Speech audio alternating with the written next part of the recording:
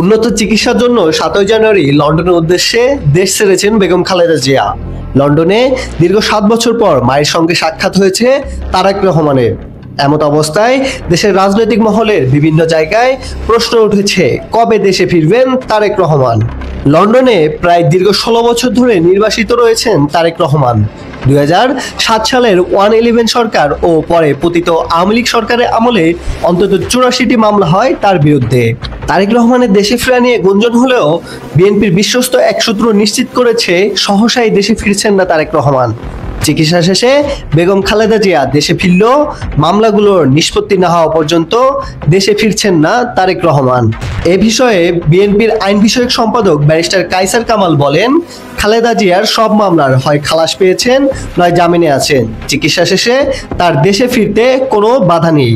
তারেক রহমান সাহেবের মামলাগুলো আমরা আইনগতভাবে মোকাবেলা করছি। তিনি আইনের প্রতি শ্রদ্ধাশীল। দেশে আসার সব বিষয়ে তিনি যথাসময়ে পদক্ষেপ নেবেন। তবে সহসায় যে মামলাগুলো থেকে তারেক রহমানের অব্যাহতি মিলবে না, এই কথা নিশ্চিতভাবেই বলা যাচ্ছে। কেননা তার মামলাগুলোর বিরুদ্ধে সরকার বারবার আপিল করে স্লো করে দিচ্ছে। বিএনপির ভারপ্রাপ্ত চেয়ারম্যান তারেক রহমানের বিরুদ্ধে চাঁদাবাজির অভিযোগে করা 4টি মামলার কার্যক্রম বাতিল করে রায়কোর্ট যে রায় দিয়েছিল তা বহাল রয়েছে। তারেক রহমান 21শে আগস্টের মামলা থেকে অব্যাহতি পেয়েছেন, কিন্তু এখনো তার বিরুদ্ধে 19টি মামলা চলমান রয়েছে।